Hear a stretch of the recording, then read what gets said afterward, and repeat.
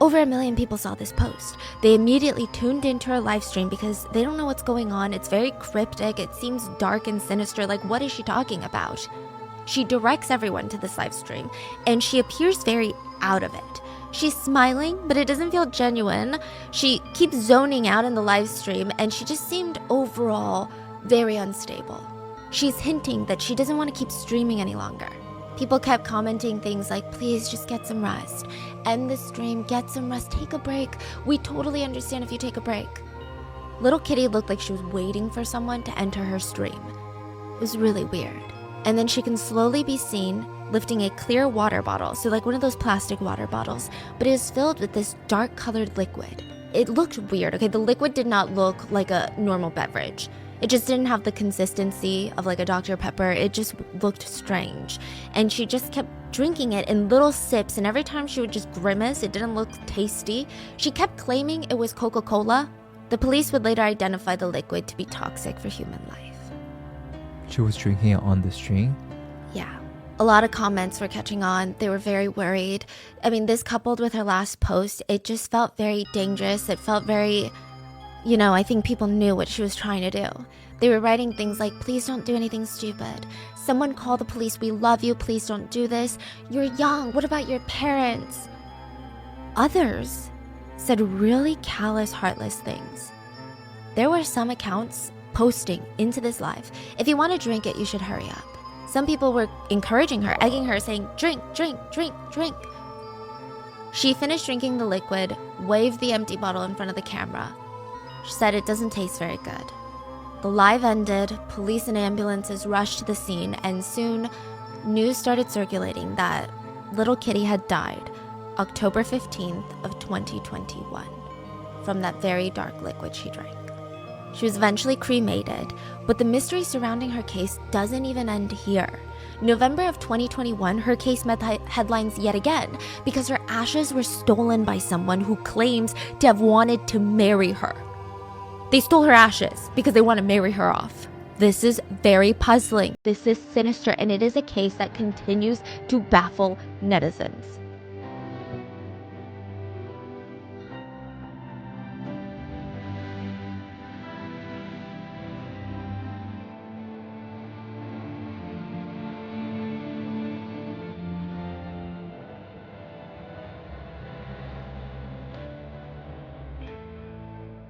So as always, full show notes are available at RottenMangoPodcast.com. I did get a Mandarin speaker to help with this research on this case, and also to help figure out like the socio-cultural context, because there is a bit of history to today's case, and it's a lot. But as always, if anything is lost in translation, or if you know any cases like this you'd like me to talk about, let us know in the comments. Let's get into it. Of course, netizens were devastated about little Kitty's death, but they were also kind of furious. It's speculated that little Kitty was cyberbullied to the point of ending things on her live stream. She just couldn't take it anymore. But you're wondering, why would someone cyberbully a woman who's just trying to share happy videos online, right? Of makeup and clothes, of all things. Literally, why?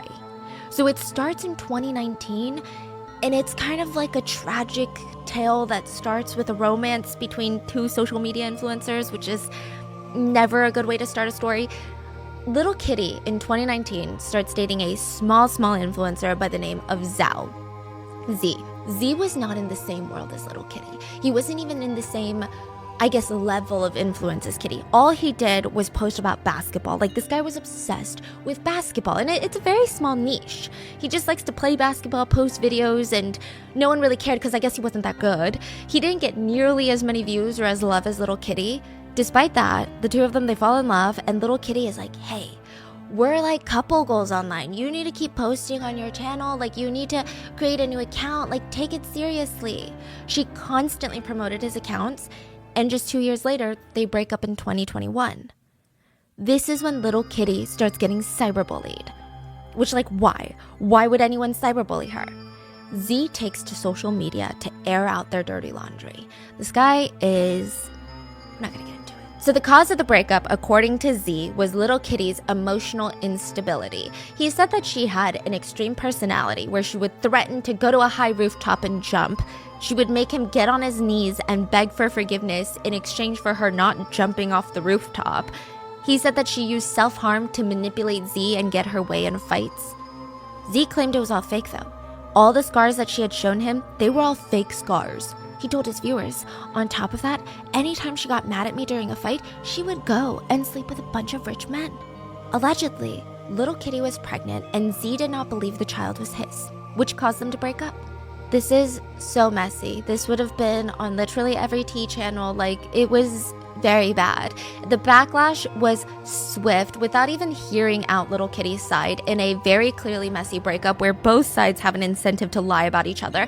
The world was like, we hate little Kitty. She's a manipulative gaslighter and a whore. She's a slut. Like, people were going insane. They would comment nonstop on all of her socials. Tell us the truth. Who's the kid's dad? So many handsome men in this world. I wonder which one is the dad. Her entire comment section became just insulting comment after insulting comment. And once the public was informed by Z, I believe, that she terminated her pregnancy, things got even worse. Z suddenly claimed, actually the baby could have been mine and I'm upset that she terminated the pregnancy. So now people are mad at her, like, you deprived this man of potentially being a father. And it's like, wait, what is going on? Why is everyone flip-flopping just to hate on her? He even posted, the child could have been mine. Maybe the viewers are misunderstanding, but the kid is gone now. I hope that everyone can just stop hating on her, and it's my fault that I didn't see through the hateful ways of society. Stop hating on her, guys. Even though she knows what she did, maybe I chose to do some wrong things too. Leave the past in the past, everyone. I hope viewers can stop holding on to this, and I hope she can live a bright future. It's like, sir, you just aired everyone's dirty laundry, and now you want to, like, take the good seat and be like, guys, calm down. It just didn't make sense. So things do kind of calm down, but not really. I mean, people still really wanted to hate little Kitty, so that's what they do. This is like back in 2019. Everyone is just shitting on her. So the two enter into two new relationships. Z starts dating a new girl, and little Kitty starts dating a guy by the name of Lee. And it was really, really rough for little Kitty. I mean, just so bad. She never even told the truth about her past relationship. So with Z, you know how they just broke up? Little Kitty, she's getting all this hate, but she never got messy. She never went online and was like, you know what? Z cheated on me with his ex a month into dating me. So I think that he was using me for clout. I think that he was using me for views. He was still in contact with his ex. He was not a good person. And once he started getting viewers, he would even try to sleep with the viewers. He would engage in these inappropriate conversations with viewers. Like, here are just a few. A viewer liked one of his pictures and he DM'd her saying, just a like, let's get to know each other. So it seems like the viewer that had this conversation with Z released it. Oh, okay. And then, you know, it kind of got bigger and bigger. And then there were little instances where little Kitty would hint at the fact that Z was inappropriate with viewers, that he also did things. She didn't go on a whole expose as Z did. Mm-hmm. Like, Z went on a witch hunt for her after they broke up. So the viewers said, your girlfriend has a great figure. Because I imagine, like, this viewer is a viewer of both of them. So she's like, you literally have a girlfriend. So your girlfriend has a great figure. And he continues, let's get to know each other, I said. You have a girlfriend. We each play on our own. Really? If you think it's real, then it's real. If you think it's fake, then it's fake. That's what he tells her. Like, what? They were not in an open relationship. Like, he's just beyond gross, okay? So this is while they're dating. They break up and everybody is shitting on little Kitty, even though clearly Z's got issues of his own, right? Little Kitty tries to clarify a couple of things with the audience after the breakup. First of all, she claims, I would never fake self-harm scars. She said, that's disgusting. That's not in my character. Why would I do something like that? She did end up showing some of her scars and they were very much real. She also showed that she was diagnosed with depression, which I really hate when people on the internet are pushed to the point of revealing a medical diagnosis, because really, like, you gotta go and put out your medical history just so people believe you. That's insane. And she said, I wasn't trying to use being sad as some sort of relationship manipulation tactic. Like, I never threatened to go die because we were in a fight. Like, I just am depressed. Like, I'm not trying to win a fight. She also denied all the cheating rumors, and she said, I'm literally depressed. I don't want to leave the house.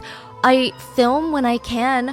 What makes you think I have all this time to go sleep around with rich men? Like, I can't even get out of bed in the mornings. She said that Z controlled what she wore, demanded that they open a couple account, which she did not want to, but he kept asking her, and when she said no, that's when he ended things with her. So it does seem like she was pregnant at one point because she doesn't deny those rumors, but she said that she begged Z to do a paternity test. Z did not want to do one. He kept avoiding the test, and a lot of netizens started speculating that maybe Z was worried that the baby was indeed his, and he did not want to take responsibility. Not only for the child, but for also the false accusations that he put out saying, "This child isn't mine. She got pregnant and that's why we broke up." So Z refused to ever take the DNA test, but he did go on a post about how the baby could have been his and how sad he was and like, stop hating on everyone. So when people start calling Z out for his shitty behavior finally, he proudly states that he gave little Kitty $15,000 to help her out, but he never gave her a single penny. Never.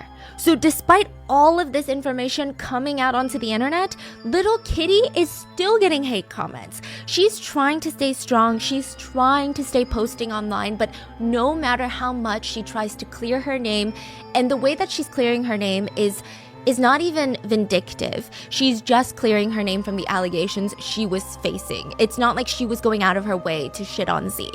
They never stop following her around. These stupid rumors, though, that she's a slut, a whore, a manipulator, a gaslighter, uses mental health to her advantage in relationships, and it was just really bad.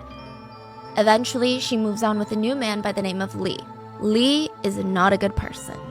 According to those that were close to little Kitty, Lee was using her for money. He scammed her into buying a house with his name on it, promising her that they were going to live there together forever. In October of 2021, the month that she passed away, he allegedly drugged little Kitty's water, invited his friends over, and they R-worded her. No. There is no police report, but sources close to little Kitty said that this happened. I'm not really sure.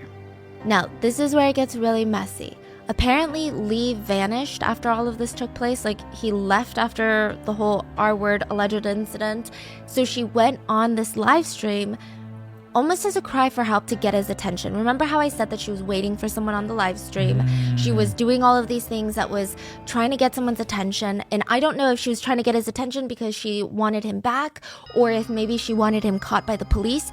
I don't know. I don't even know if the alleged R-wording incident happened, but we do know that was the main purpose of the live stream. But the only thing that's clear is that little Kitty was not doing well. People believe that she started with the live stream as a cry for attention and a cry for help and as a way to get Lee's attention. But with these people egging her on and with these hate comments flooding into the live stream, she made an impulsive decision to just go through with it. It's important to mention, one of the accounts that kept egging her to drink the dark-colored liquid was named You're the Most Precious and has an icon of a basketball player on their profile and nothing else. Remember, Z loves basketball, and I'm not saying it's him, but a lot of people pointed out this connection. So the account kept egging little Kitty on, telling her to drink more, and little Kitty's family would later try to take legal action against this account, but they were unable to find out who even owned this account. Douyin and all these places, they just shut down the account and never talked about it again. Even after little Kitty's death, Z posted, "Please stop thinking that the dead are superior. Stop spreading rumors. Like I said, I will take full legal responsibility for everything that I've said online. Her parents can come talk to me or take legal action regarding her actions, but I have all the proof. I'm disgusted by all of you fake justice people." Little Kitty ends up passing away, but this is where the case takes an even darker turn. A month after her death, she's cremated, and her ashes are stolen. Okay, well, they're swapped. Someone had come, taken her ashes, taken her, and replaced her ashes with a different powder. 3 people were found to be involved in the swapping of her ashes. They admitted that they were trying to sell her to get married. For her to be married after her death. Please, for her ashes to get married. The ashes of an unmarried, single, beautiful young woman, they said. We could have sold her ashes for $10,000. Thankfully, the culprits were caught and arrested and her ashes were returned, but this is probably one of the stranger turns I've seen a case take. Like, this is one of the stranger truths I've seen. There are so many unanswered questions for me. Like, who gets married to a dead person? Like, who wants ashes of a dead woman? Why are people buying and selling dead people's ashes and for so much money? We all know that women's bodies have often been turned into commodities. Like, there are evil people in this world that know this, and they're gonna try to make money off of women's bodies. Like, we've heard stories of human trafficking where women are sold off into marriages as hostages, basically. We've heard it all, where women's bodies are literally just bought and sold over and over again against their will. I don't think I've ever heard of a case where a woman's body was worth more dead than alive. This case is incredibly triggering, infuriating, it's dark, but let's dive in. There is a really strange connection between this case and another case that happened in a small rural town in central China. It was a drizzly summer night. The Jiang family had invited their family and friends over for like a little celebration of sorts. They went the extra mile. They had decorated their entire place. There were red paper cutouts adorning all of the walls, and you could see that each one had the word happiness written on there. Is that like a thing for parties, or is there a specific event? Weddings, New Year, just the happy celebration, yeah. Yeah, okay, so they got happiness all over the walls. On the other wall, there's this big portrait of a guy. There's red curtains draping around this giant portrait of him. So it's very interesting. That is the groom, and this was the wedding celebration. So yeah, like you said, happy all over the walls. But nobody's dancing. Nobody's celebrating. Nobody's even smiling. Everybody is dead silent. It felt more like a funeral than anything. Like, what's going on? Is this a toxic couple? Nobody wanted to get married in the first place? Why does everyone seem depressed when there's a literal happiness over the walls? Xiao Yuan? We're gonna call him XJ, okay? They're a part of his initials. Okay. So XJ was the groom, and he was 20 years old. Everyone was pretty happy about the wedding, technically. Okay, XJ had a really tough summer. He had gotten into a pretty bad accident about a month ago, so theoretically, his loved ones would be ecstatic for him. XJ's uncle, Miao, he runs into the room and he breaks the silence. He says, "The time has come for the bride and the groom to enter the bridal chamber. If your zodiac sign is a dragon, tiger, chicken, you can sit down. The rest, bring a shovel, we're leaving." So, we're gonna get into the zodiac signs in a second. A handful of people stood up, grabbed a shovel, ran into the back rooms with him, and there was no 20-year-old waiting for them. There was no couple nervously sitting on a chair like, oh my god, the bridal chamber, you know? There was nothing in the room but a closed casket. The uncle starts talking. "My dear nephew, I finally found you a new wife. You won't be ridiculed or lonely in the afterlife. Your new wife will take very good care of you. You will never be alone. Remember the accident a month ago that XJ was in? He never survived. XJ died a month ago. He was in that coffin, and it was time to take him to meet his new wife. His new wife was also dead. The family had bought her corpse, and bodies are not cheap. XJ's family had paid about $4,000 for XJ's new wife, and her name was Li Ju. She was now going to make XJ a very, very happy man. Li's family had dropped her off earlier that day, and Miao, the uncle, he remembered opening up her casket for the first time. She was going to be changed into this beautiful wedding dress, and she just looked perfect. She looked beautiful, peaceful. Everyone half expected her to look, I don't know, more dead, but she just looked very graceful. She was what they deem in the market a fresh one. They prepped both bride and groom for their special day to be buried together as husband and wife. Now, as the uncle is getting ready for everyone to bring XJ's casket out to join the brides, so the bride's casket, Li's casket, is outside. There's a hole dug for both of them. Her casket is in the hole, and now they're gonna bring out XJ, bury him next to his new wife, and do like a whole little ceremony and put some dirt on their caskets. But relatives outside, they start screaming bloody freaking murder. They're like ants, just throwing their shovels down and scattering into all these different directions. And it's raining. They're getting drenched in rain. And Miao is like, what's going on? What's going on? They're taking a second to catch their breaths. Miao runs out and he's trying to see what the fuss is about. What is going on? The next part is going to sound like an urban legend, but it's not. The coffin in the grave was open and the bride was sitting up, just strands of wet jet black hair covering her face, and she's waving her arms around. Her eyes look bewildered. Miao turns to his friends asking what the hell happened. One of his friends was in charge of helping to dig the massive grave. He suddenly heard these weird scratching noises. like wood scratching noises. He was really spooked out by it, but he thought, you know what, I'm just probably scared because I'm digging a little grave. You know what I mean? Like, the environment is scary. Of course I'm gonna be spooked out. I'm like paranoid. It makes sense. But just for fun and for peace of mind, really, he starts calling out, "Are you a ghost or a human? If you're alive, say something." Silence. Okay. Like imagining things. What's wrong with me? But then the scratching noise comes again. And it's even louder. He's like, oh my God, I feel like I hear something. I must be losing my mind. So he runs towards the house and grabs a bunch of people who also go out with him. And they're all reassuring him on the way out to the graveside. You're just imagining things. Like, you've been watching her corpse all day. Like, of course, you're just superstitious. You're overly freaked out with hanging out with a dead body all day. But when they get there, they all hear the scratching noises. And they're, humans, we like to come up with these wild solutions. So these humans are like, maybe when her parents were putting her into the coffin, a cat had crawled in. The cat is now like, meow, get me out, bitch. So it's the cat. We gotta pry it open and let the cat out. And everyone is agreeing, like, that's exactly what happened. It's definitely a cat, because the alternative is just bizarre.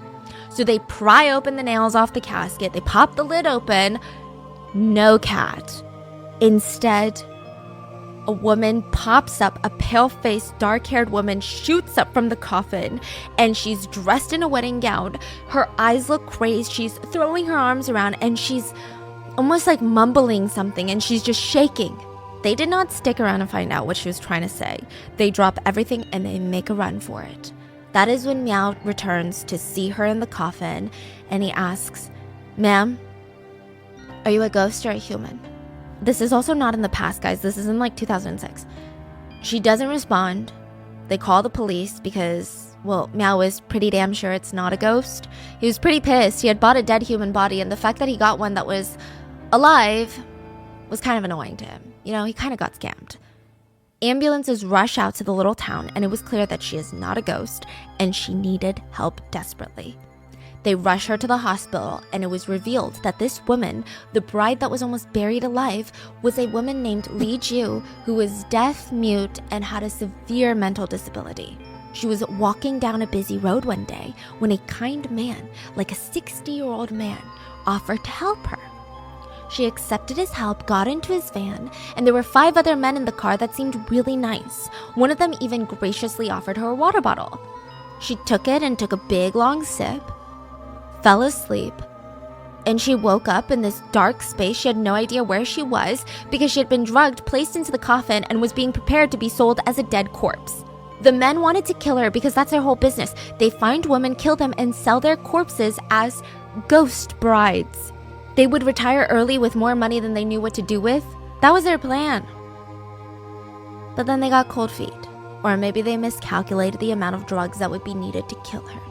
Lee was still alive when she was placed into the coffin, just super unconscious. She finally awoke when they were getting ready to bury her. She can't hear, she can't speak because she's deaf and mute, so she starts using her hands to feel her surroundings, and it's dark. She feels like she's suffocating. She starts scratching the walls around her, and that's how she was saved. Once the truth came out, Meow felt really bad. He had no clue that she wasn't already dead. He had no clue that she had been killed to become his nephew's bride. Like, that's not how it works. He thought he had bought someone who had naturally died, and he was just marrying them after death. He was really shaken up about this. He vowed to help her, and he took pictures of her, posted her pictures all over social media, and found her real family. Now, the family that dropped her off with him, they were the attempted killers. They were not her family. A few days later, Lee and her family were reunited. Meanwhile, the police went to work down tracking the guy that had taken Lee. This man had a lengthy criminal record. Lee wasn't even his first victim. He had an entire human trafficking business. The man was 65 years old. He had retired, but someone had told him, you can make a lot of money selling dead women's bodies. He's like, that's good. Let me sell dead women's bodies. But inventory ran out. So the way that it started He would spend most of his time driving around with his accomplices looking for vulnerable women. Now, since he's 65, he would use his age and kind appearance to his advantage and ask these women for help or help these women. Most of the women he targeted either had some sort of disability or had something going on where they were extra vulnerable. He felt like they were easier to target. This man did not see these women as real people, they were just inventory to him.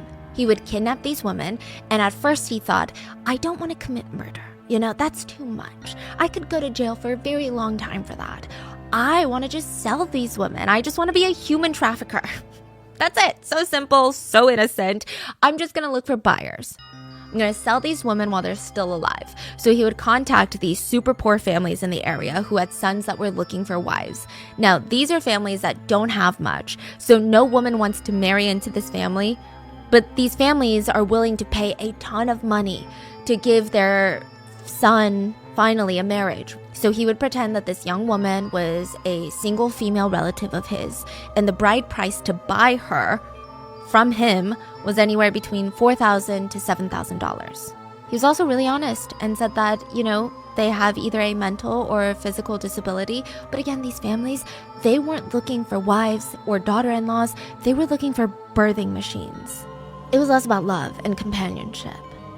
Side note, the disabilities also meant that it would be hard for the women or the victims to tell the truth of what was going on, and it would also mean that they were being R-worded. Because if they have a disability to that extent where they cannot communicate what happened, I imagine that they cannot consent. So he would first reach out to these families, and this was his business model when he first started. But the man was greedy. He was upset that he would have to go through all of this work to kidnap one girl, then he would be able to sell her just one time. That's a lot of work. So he's like, there's gotta be a better business plan. So he creates a way to infinitely sell her over and over again. I literally want to punch these people in the face and honestly bury them alive. So he decides to start a sex trafficking ring. He's like, human trafficking, sex trafficking, let's do it. He starts a brothel in his house, if you will, where men will come to, quote, meet their needs with these women who clearly cannot consent, but they're also extra vulnerable. He was actually caught doing this. Women were rescued from his house. They were being held hostage. They were rescued by the police. I mean, it was clear that they were forced into this, but he goes to prison for like a few years, gets out, and goes right back to his human trafficking scheme. And this time he's like, you know what? I've learned my lesson. Dead people don't talk. So he didn't like selling women while they were alive. So he wanted to sell them dead. In some parts of the world, women's bodies are worth more dead than they are alive. It's a statistic that makes you want to gag. Even with dead women's bodies, there are levels, rankings. The best type is what they call a fresh corpse, a fresh one. These are bodies of women that had just died. In fact, negotiations for the sale of these bodies typically happen while the person is still laying in the hospital bed, fighting for their lives. Wow. And the parents are usually in on it. The starting price is, depending on the supply and demand, $12,000 on average for a super fresh woman's corpse, but can go up to $50,000. The second grade is what they call a, quote, wet corpse. These are the bodies of people who have died a few weeks to a few months ago, and they range anywhere between $7,000 to $12,000 on average. Then lastly, you have dried meat. These are corpses that have died years ago, but they still go for a few thousands of dollars. And I kid you not, but the corpses of girls who were more well off or more educated, they sold for higher, even though they're dead. Okay, you know what this reminds me of? How Marilyn Monroe's body went missing for hours after she died. And this also reminds me of how back in the day when queens would die, usually it was only female attendants that were allowed with her body before she was buried. Because, Wow. yeah. Because if you let a man in there, some of these men will do some very vile things. I mean, if you want a whole case on that, please let me know. But that's all to say, a dead woman could sell more than a living one. And you can keep guessing why, but I'll tell you soon enough. So the only problem that this guy had was that he only had living women.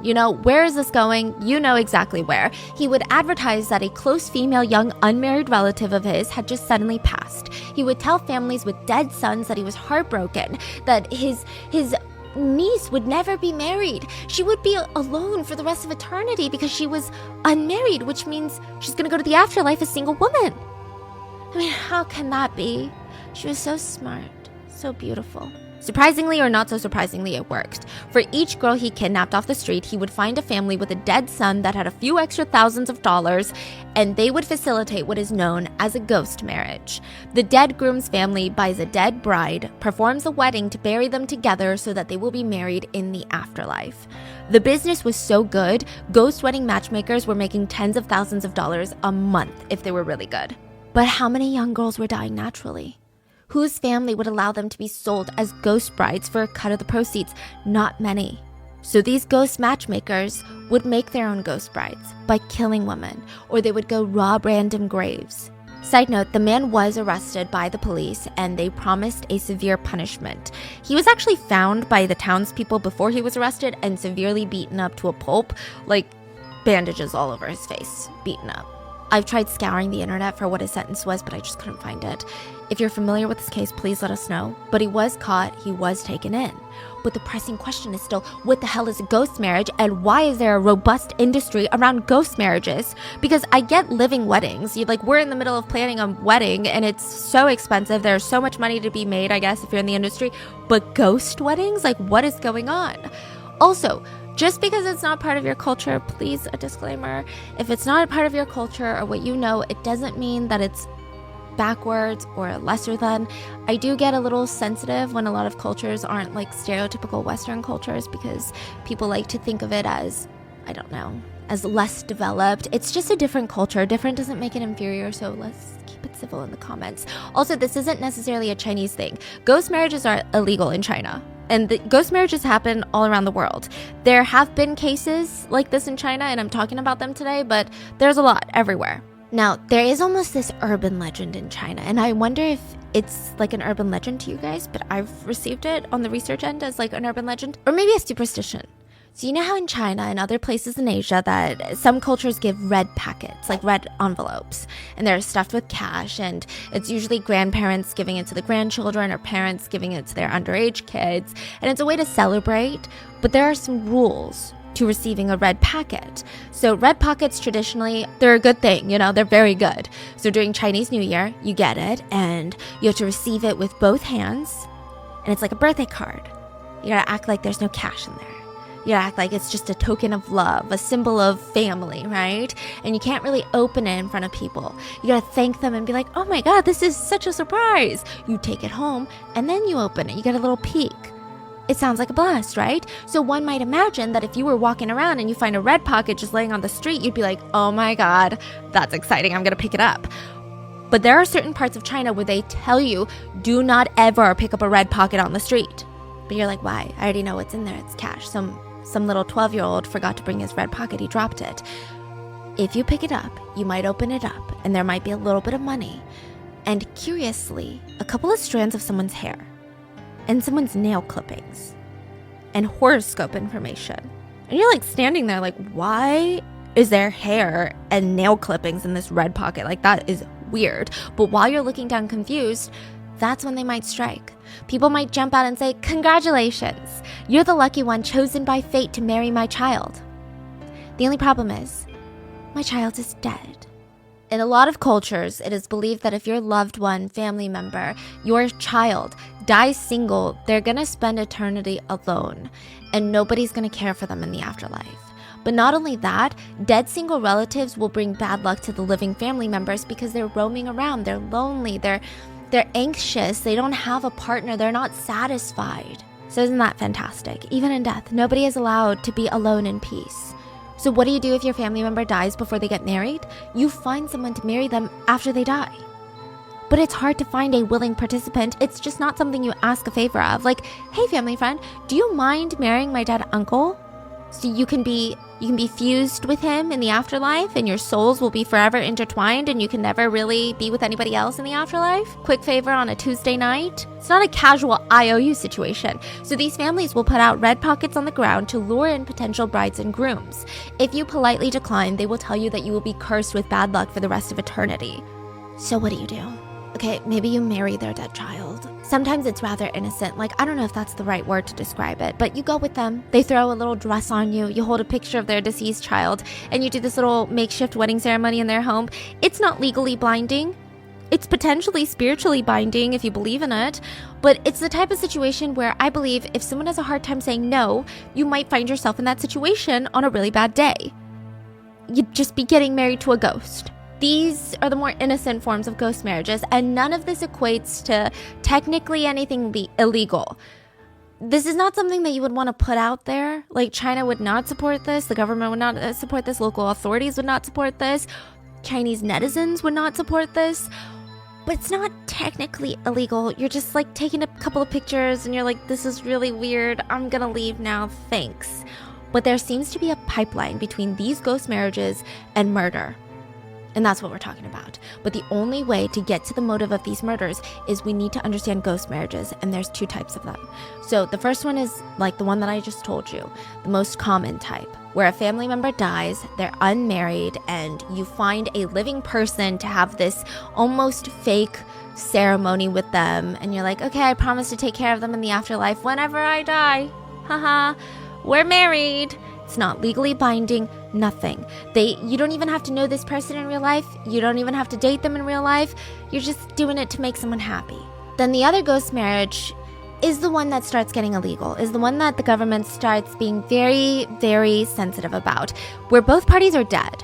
Most likely, the two dead parties have never met each other in real life, or they never dated in real life, but their surviving family members will together hold a ceremony for their marriage. So let's say my daughter dies, his son is dead, they're already buried separately. We're like, you know what, let's have a ceremony, dig them up, and rebury them together so that they're not alone in their little grave sites and in the afterlife. This is dangerous because when you're digging up dead bodies, that's not only just a biohazard, but it's also, there's a lot that could go wrong. There's a lot that just is complicated. And what's interesting is that these two families that have never known each other, their kids have never dated, but they will treat each other like in-laws after this ceremony. They will genuinely consider each other family. So if I need money, that family might be more generous in giving me money because we're technically family, because our kids are now buried together. But it's basically a grave relocation and a quick ceremony. That's about it. But they consider each other family. As a non-Chinese person, I don't really think I can have an opinion on this. I just feel like if nobody's getting hurt, nobody's getting pressured, who am I to tell someone how to grieve? Like, who am I to be upset? But why? Because I get why some parents might want their kids to get married now in the present life, especially in East Asia. They want to keep the family unit going. They want grandchildren. But I mean, with all due respect, if you're dead, none of that really matters anymore. Why go through all this trouble and pay thousands of dollars to make sure your deceased relative is married even in death? A lot of people in China believe it goes back to Nuwa. So there is a popular legend, and it's not like debated as history or fact. It's not a religious take, is what I'm trying to say. It's just a legend that people like to tell. A woman named Nuwa was the creator of humans. She lived in the mountains with her brother since, she was just bored all day. She would fiddle with clay. She'd make these little human shapes out of clay, and eventually all these clay figures would become humans. She would breathe life into them, and they were like her precious children. She's like the mother of humans. But one day the fire god and water god get into this huge fight, and during the fight they destroy the tallest mountain on earth. This is significant because it is said that the tallest mountain on earth is the one holding up the sky. So now the sky is coming down, crashing down on humans, almost killing all of Nuwa's children, her humans, her precious humans. She does her best to repair the sky, but the human population has dwindled down. They're so weak, they're barely surviving. And her brother told her, we need to repopulate this earth. It is the only way. She was very disgusted. It's very much giving, what do you mean, stepbro? We're literally siblings. She said, absolutely not. But then she thought about it and she said, but these are my precious humans. She was conflicted. So the two of them, they both this is not a weird situation where they both liked each other. The brother was not into it either. They climb up to the mountains and they ask the gods. They both light their own fires. And they say, we are the only people left. What do we do? If the lords allow us to be husband and wife, may the flames intertwine with one another. Or else may the flames forever disperse, meaning literally wipe out the population. The flames intertwined into a yin and yang shape. So they got married. they did it, but they always covered their faces while they did it with fans because regardless, they just weren't that attracted to each other. But the whole point of the story is that marriage is so important in this story that it's almost the only thing that can save this world. It is almost directly applied to each family unit. The theory being, if you aren't married before you die, you are killing out your bloodline. You're wiping out your population. Not even just your immediate bloodline, but it's like bad luck to the whole family bloodline. Because I'm guessing if Nua didn't marry her brother, the humans would have gone extinct. And then sprinkle in misogyny, the sentiment became, and this is back in the dynastic times, that a woman was only supposed to have one husband her whole life, for eternity. Meanwhile, men could have more than one wife, but there was a loophole. Like, technically men could remarry and sleep with other women, but they would never be his wife. Only his first wife is the wife. These are all just like, whatever. But women weren't allowed to do that, okay? So if a wife dies, the husband can basically remarry. But if the husband dies first, in some extreme times back in the day, like thousands of years ago, the wife would be thrown into the same coffin as her deceased husband while she was still alive and be buried alive with his corpse because it is her wifely life duty to be with him for eternity and forever. I don't even want to go with you to the DMV, okay? And like, they're like, you gotta go with your husband everywhere. Or if her deceased husband was being cremated, she would be thrown into the furnace to be burned alive with her dead husband. This is like way, way back in the past, okay? But these types of stories popularized the beginnings of ghost marriage. People started to believe that bad shit happens when you have single deceased family members. So naturally, the introduction of ghost matchmakers starts to emerge. And there's more to it than just burying bodies next to each other. There's like a whole ceremony. So if both parties are dead, it's pretty simple. The groom's family will go to pick up the bride's memorial stone, like her tombstone, okay? And it's supposed to be symbolic because in Chinese wedding custom, the groom and his groomsmen will go pick up the bride from her house. And the groom's family picks up the bride's tombstone, and it's said that the bride's family is supposed to act very sad. Oh, because like they're departing with their daughter? They're like, their daughter is getting married off now. Wow. So they're supposed to cry and like put on a whole show and chase after them, which is very interesting. Is that like a thing in regular customs when people are alive? Like, yeah, sometimes I guess. where it's like a no. Yeah. Like parents will cry and yeah. goodbye, daughter. That's very dramatic. I'm Yeah. like, I'm right here. Okay, so they bring it to the groom's tombstone, place them side by side, grab pictures of both the groom and the bride, tie the pictures together with red string, and the new couple will have to have dumplings to symbolize family, reunion, and wealth, noodles to symbolize longevity, which is kind of ironic considering it's a ghost marriage. They both died, so it's not really longevity, and alcohol, because in Chinese customs, you guys do the intertwined alcohol drink during the real weddings. So these three things have to be there, and this is how they do the whole ceremony. Then they pick a good day in the month, either the second day, third, sixth, or eighth. These are typically good numbers, never the fourth of the month, okay? They will go dig up the two corpses, dig the bride out, and bring her to where the husband is and bury her with the husband. So now they're married in death. It's important to note that this is just one of the ways to do it. It may vary region by region, but you can see, that if one party isn't dead, it gets trickier. It's just weird. There was even back in the day a way to have sex with your ghost marriage partner, which I don't condone any of this, and neither does the Chinese population. But apparently you could consecrate the marriage if one person was alive and one person is dead. So you start with incense and you talk to your dead partner while you use it, and you connect the spiritual and the real world. And then again, I don't condone this, but this is what the research said. Step 2, if you want certain body parts from the earthly realm to be touched by a certain someone in the spiritual realm, you need to put the incense stick on that body part. This is gonna land you in the ER, but I'm just letting you know what I found in the research. So what I'm trying to say is, they take this very seriously. Ghost marriages were taken very, very seriously back then, and it was to save your loved one's soul. And I can't say that I wouldn't do strange things if someone genuinely made me believe that I had to save my loved one's soul. So that is then. How about now? Are ghost marriages still a thing? It's very rare, and it's only occurring amongst the super superstitious or in the typical small town residents. Even then, it's rare, but it's definitely not happening in like the middle of Hong Kong, the middle of Shanghai, and it's typically for dead sons. Now, with current times, we get into historical and cultural context because China's one-child policy.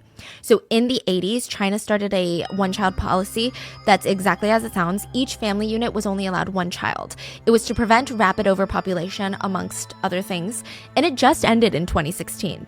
And if I'm not mistaken, China is actually having the opposite problem, just like South Korea, where nobody wants to have even one child. So they're really struggling now. But when the one-child policy was in effect, there was this huge, heavy gender bias towards males. If families were only allowed one child, they wanted a son to, quote, continue the family name and the bloodline. This led to a lot of pregnancies being terminated because the gender was not what they hoped for, and it's sexist. These are also not gender reveal parties where people are like, oh man, I really wanted blue balloons because I want to throw baseballs with my son instead of a girly girl. It's not like that. In China, back then especially, and probably even now anywhere in this world, it's fucking rough to be a girl. Why would any mom want to bring a girl into this world to see her suffer the same life that she's suffered so far?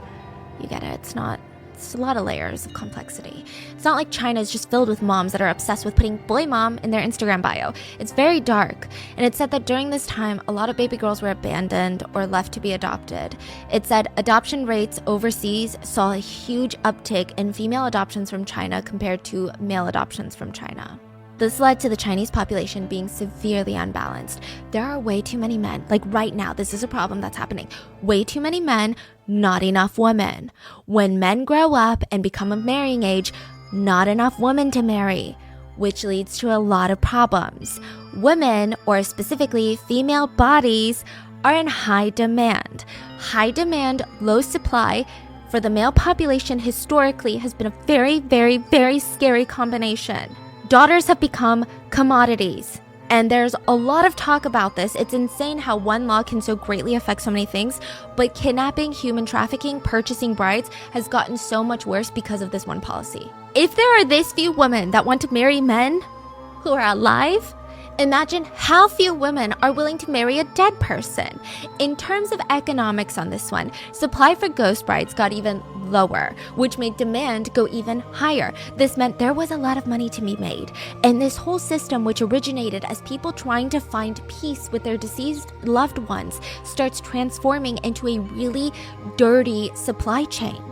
Our Mandarin-speaking researcher said the size of this ghost marriage industry is probably beyond our imagination, talking globally, not just in China. So the industry is just the sale of dead bodies and corpses. A professor from Shanghai University that had been studying ghost marriages for over 15 years said 2010 was the peak of ghost marriages. The price for a freshly dead female corpse on average that year was $45,000 US. This doesn't include wedding ceremony fees or plots of lands for the grave. In some of these wedding ceremonies, the families of the groom would still give gifts to the bride's family. And like I said, when there's money to be made, people are gonna start abusing the system. It can easily lead to murder. So in 2006, a Chinese woman in the Shaanxi province poisoned her ex-husband with rat poison. He died. She was sentenced to life in prison.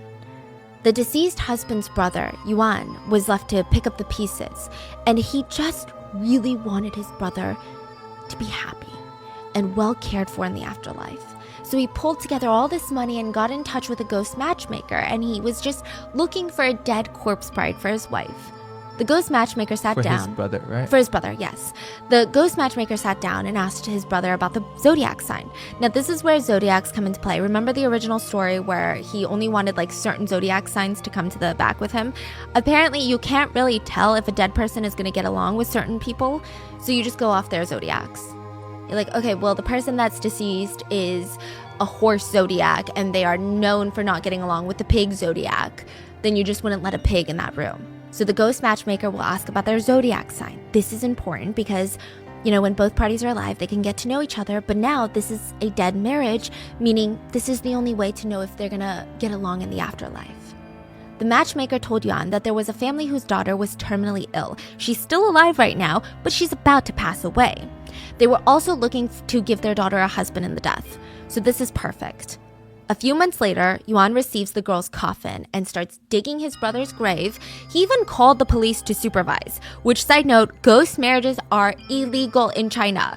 But in more rural areas, police might look the other way. But he just wanted to show them, like, I'm doing everything I can to do this in the right way. Like, I'm not killing anyone, like those rare once-in-a-while stories you hear.